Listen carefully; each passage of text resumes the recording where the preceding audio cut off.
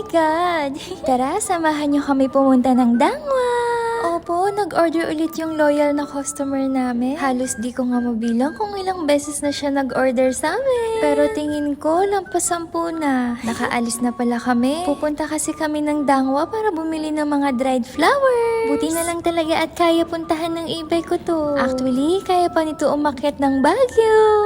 Andito na nga kami sa Dangwa at ang daming mga bulaklak dito na pwedeng pagpilian. From fresh flowers, preserved, dried flowers, o artificial, andito na. White and pink dried roses nga yung napili ni customer. Tapos mag-a-add na din kami ng mga fillers. Ito na nga yung nabili naming 19 pieces. After nyan, hahanap naman tayo ng magandang fillers na idadagdag, kaya tara na, samahan nyo kami. Bali 15 pieces na pink at 4 pieces lang daw ng white. Ito na nga yung dalawang klase ng fillers. Madami din kayong pwedeng pagpilian dito. Kaya kung naghahanap kayo ng mga fresh flowers at dried flowers, meron yan dito sa Dangwa. After nga namin bumili, umalis at umuwi na kami para gawin yung bouquet. Need kasi mapadala ito ng 3 PM sa jowa ni Sir. Yes po, nasa ibang bansa kasi yung customer namin at nagpapadala siya lagi sa Pilipinas para sa girlfriend niya ng bouquet. Pagdating nga ng bahay, diretso gawa na agad. Halos lunchtime na nga din nito at si jowa na ang toka sa pagluluto. At ako, magmamaganda lang dito.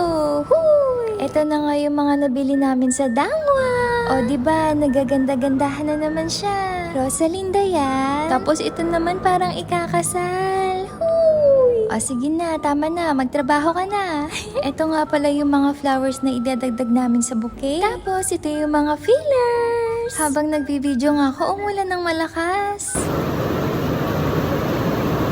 So hayaan na natin siya dyan mag-uulan. Trip niya yan eh. Woo! Ito na nga pala ulit yung mga fillers natin.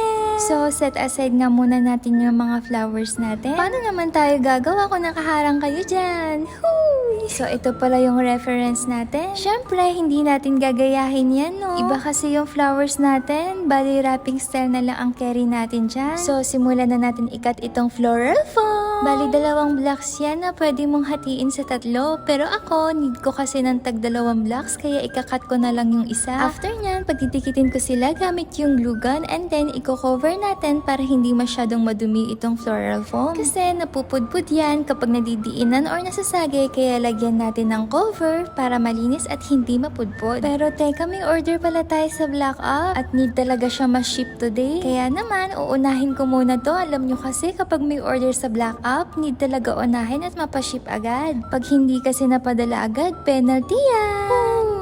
Kaya may stress ka talaga pag kaka-order lang ni customer tapos nakalagay to ship today. May mga order kasi na need ma-ship agad kahit order pa yan ngayong umaga, need i-ship today. Mga ganun, ginawa talagang machine yung mga seller. Paano naman ako sa gabi lang nakakagawa ng order? Saglitan ko nga lang nagawa to sa SpongeBob. At ito, natapos ko na siya agad. May time talaga na mabilis ako pero madalas talaga para akong pagong. Huy! Siyempre, lalagyan na natin yan ng logo at ng ribbon. At ito na nga ang finished product natin. O diba, happy din si SpongeBob. Next naman, itutuloy na natin yung bouquet natin. Nilagay ko na nga sa gitna yung unang flower natin. Tapos, isa-isa ko nga sila lahat i-arrange. Alam niyo bang natuto lang ako gumawa ng bouquet dahil sa Red Up? Di pa nga uso o wala pa atang Black Up noon. Kaya yung mga tutorial videos sa Red Up ko lang talaga napapanood. Sa Red Up ko talaga nakuha yung mga inspo. Kung hindi nyo nga natatanong, 2017 pala kami nag-start ng aming small business. Pero okay, balik na tayo sa ginagawa natin. Natapos ko na nga ilagay lahat ng flowers at ito na ang kinalabasan niya. O diba, ito pa lang ang ganda na. Sa akin na lang. After nyan, syempre magko-cover na tayo. Pink color nga pala yung nasa reference, kaya buti na lang may same wrapper kami noon. Nag-add na nga din ako sa baba ng floral foam para pwede siya makatayo at di malukot yung bouquet natin. At sa sobrang haba nga niya, hindi ko na nga mapapakita sa inyo kung paano ko siya narap. May letter nga din si customer na, "My darling, cheers to 19 months and counting. We can do this together. I love you and I miss you so much. Love."